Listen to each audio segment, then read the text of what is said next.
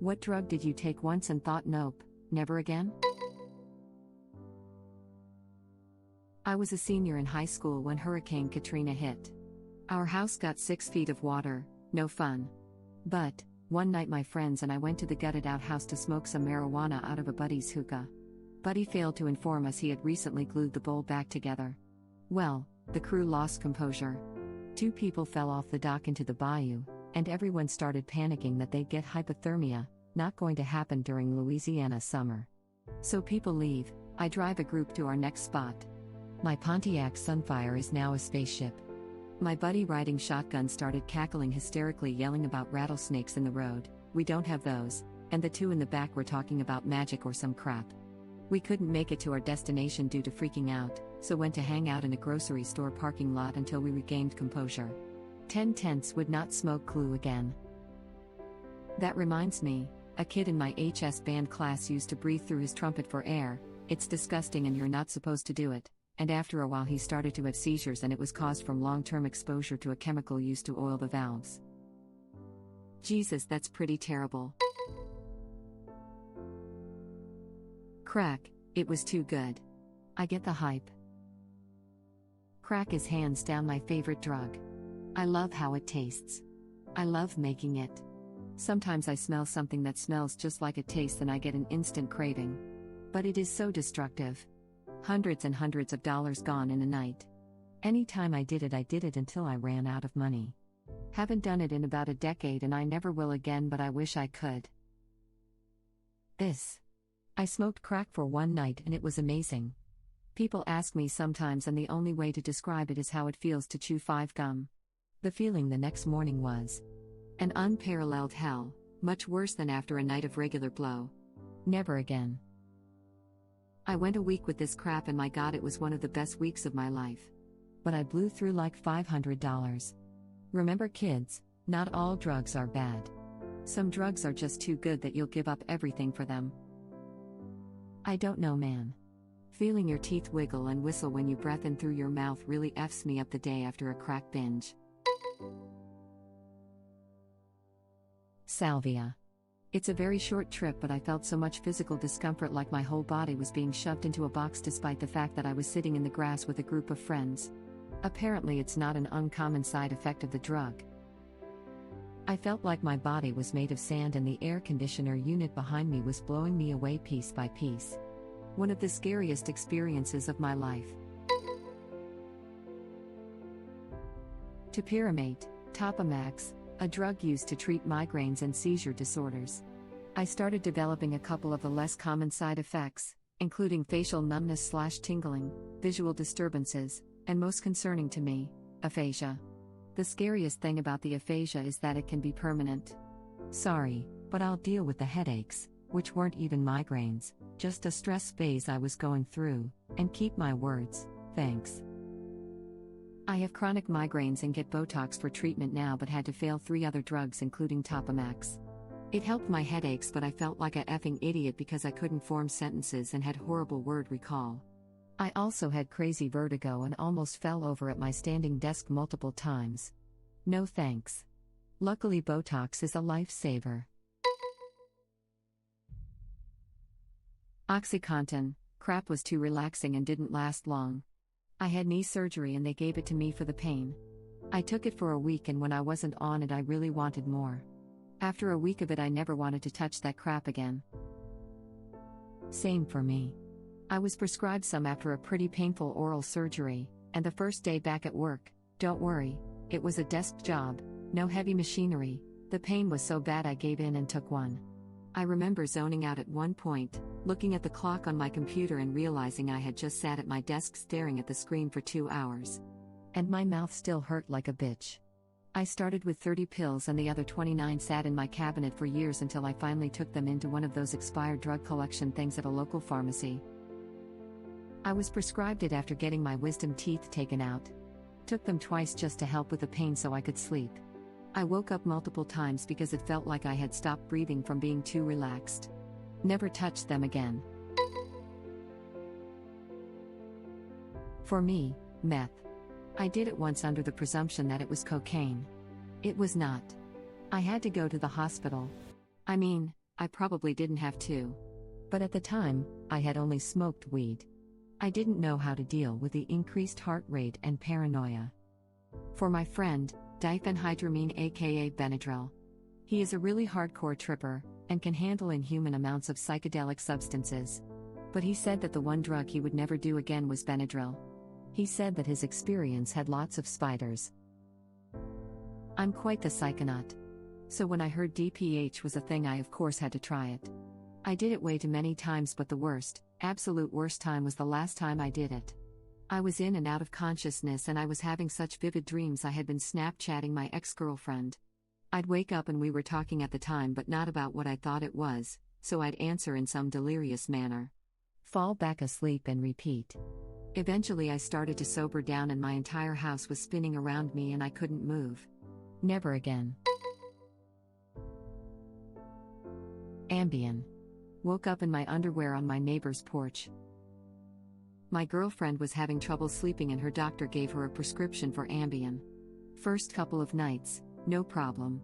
Then I wake up one night and find her in the kitchen, all the burners on the stove turned on full. Semi-lucid, she said she wanted to make soup. I managed to get her back into bed. 2 nights after that, I wake up to find her out in the garage, in the car, engine running, wearing just a pair of knickers. Said she needed to go to Albertsons because we didn't have peanut butter. She quit taking Ambien after that.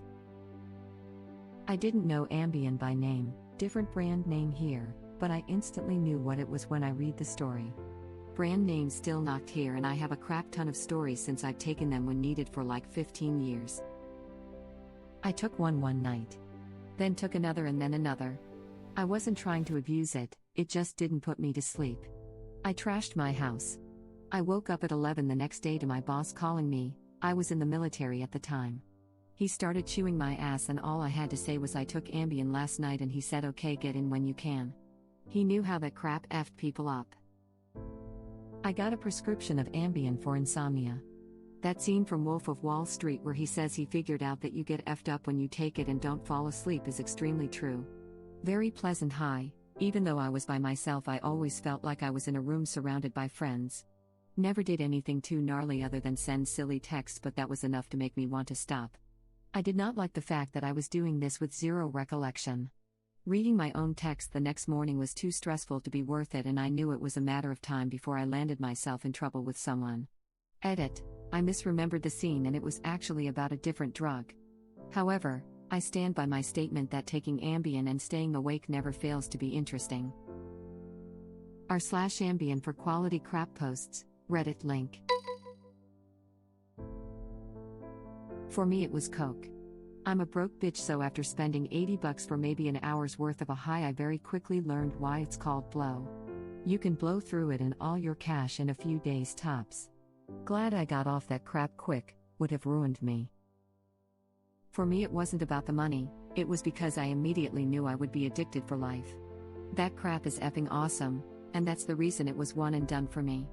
It's been almost 35 years and I still remember that night like it was yesterday. Single-handedly the smartest decision I have ever made, and I was around people who continue to do it.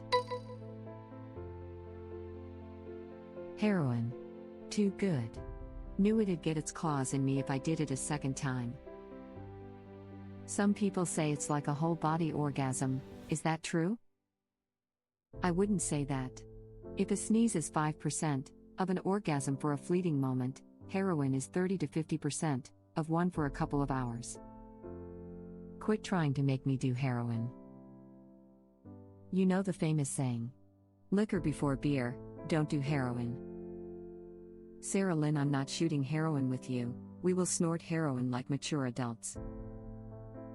I want to be an architect. 17 minutes later. Man, when I tried it I hated it. I had to remind myself to breathe and got really sick. Same thing with morphine when I was in the hospital, just felt like crap and threw up constantly. Benadryl. Took around 700 to 800 milligrams, like 25 or 30 pills, a while ago to trip. Not a good recreational drug. It's like how people who don't do drugs imagine acid to be like. It actually vividly see things and people that weren't there. I'd see people come in the room I was in and sit next to me on the couch, and I'd start having a conversation with them, only to blink and have them disappear. I'd get up and start filling up a cup of water, and bam, I'd be back on the couch, never having gotten up. I don't remember most of the night, but my friends said I was just in a complete different world. They had some funny stories from it, though. Apparently at one point I pulled my pants down and just said ants in my pants. Holy effing crap, dude. That's a lot of Benadryl, and I mean a lot. If I remember right, you can trip on half of that or less. Jesus. Check your OID next time. Surprised you didn't end up in the hospital or something. He did end up in the hospital, but then he blinked and he was on his couch. The Benadryl kept corrupting his new saves. My ex took the similar dose of Benadryl when she was on about 5 hits of acid already. I later found out this is called nightmare tripping. And it should be noted that that is a reasonable name for the experience. Edit. Accidentally had nightmare flipping instead of tripping. Did Benadryl once as a dumb kid and saw giant, extremely realistic spiders everywhere. I was prepared and calm because I read up on it. But holy crap, it was horrible, and I don't recommend. Doing that on acid sounds like a good way to ruin yourself for a long time. Some people are dumb as F. Why did it seem a good idea to begin with? Legal highs, most likely. My dad gave me a Dilaudid he had left over from his hip surgery because I had a sore neck. I felt an almost overwhelming sense of euphoria. I knew I could never take another one. Was in the hospital, and because of being a former practicing alcoholic for many years. After an especially bad week, I gave myself acute pancreatitis and was in the worst unending pain of my life. I genuinely wanted to die rather than keep feeling that way even a second longer. One hit of Dilaudid and I felt happier and better than I could fathom. I immediately and fully understood, even in the storm of that moment, why people can absolutely ruin their lives with painkillers. Seems like you learned 2 lessons that hospital visit. Ended up staying in the hospital for a few days, partly also due to them making sure I wasn't going to be a danger to myself, but even my stubborn self managed to see outside myself that time. Going on 3 years clean since. Nice. Alcohol withdrawal is a protracted and painful affair, I heard. I've had plenty in my day, and here's the withdrawal timeline after your last drink. In my experience, first 3 days, incredible tremors, sweating, temperature fluctuation, and nausea. You will throw up every 10 minutes for these 3 days. You can't sleep or keep anything, even water, down. Throw up until you bleed, keep throwing up until you don't, then continue throwing up. Day 4/5, only throwing up every hour or so, but now contending with worsened shakes and body temp swings. You may be able to grab 10 minutes of sleep 4 or 5 times a day since the nausea is lessened, but the shakes and tremors make sleep a reach. Day 5 to 7, little nausea, lessened shakes, think you're in the clear until the vivid, conscious hallucinations kick in. You can't tell what you're hallucinating from reality, no matter how insane it is in hindsight. I called my family to help me from a green glowing demon that was watching me from my kitchen. I saw it plain as day, but it was just nothing. You can sleep again kind of though, thank God. Day 7 to 28, still feel a little nauseated at times, and still kind of shaky and pretty out of it mentally, but you don't feel too bad. Only thing is you are now susceptible to random seizures for the next month or so. I bit through my tongue in a grocery during one, never would have believed it happened otherwise. Turned out those times I was waking up in weird places in the house, most likely collapsed into a seizure and just didn't know it. Edit. Just want to point out I'm over a year sober and doing well. The hospital gave my wife Dilaudid and she hated it. I kept having to pull over on the way home because she felt awful all over and kept throwing up. Same here. Have been given a lot of drugs due to many surgeries. Have never gotten a high feeling and often get an awful/nauseous feeling. I think my body chemistry is anti-addictive. Same. I work in substance abuse treatment, admin staff, not a counselor or anything, and speaking to the counselors and describing my experiences taking opiate painkillers as prescribed for post-surgical pain, they all say, yeah, you're lucky, most people get really happy. I tend to love the drugs. So I avoid trying new ones. Those mother effers are made to feel amazing. Even if I'm prescribed painkillers after a minor surgery, all I've had so far. If I'm not keeled over in pain, I'm not taking crap. I had Dilaudid once.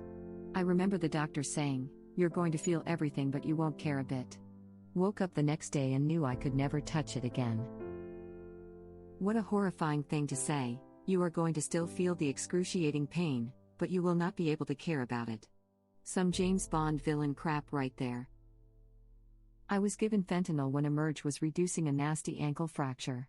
It was exactly like that. Oh, I can feel them pulling and prodding and my bits of bone clanking around in there. But it was all observation and no reaction. So weird. Had the worst headache of my life and neck stiffness.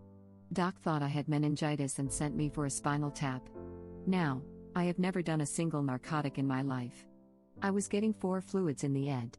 They told me they were going to give me something to calm down for the tap, however they didn't tell me when they were pushing it. Suddenly I felt it come up my arm like Neo touching the mirror in the Matrix. Then it felt like someone was standing on my chest. The nurse got concerned and stopped pushing at 3/4. But it was at this moment that everything in the world was perfect. No headache, no worries, complete peace. I asked if I could have the rest and she said no. I totally can see why people seek this feeling out. Edit, a word. The moment that crap hits, it's like walking undercover when it's raining. Everything just gets quieter. Like nothing else matters.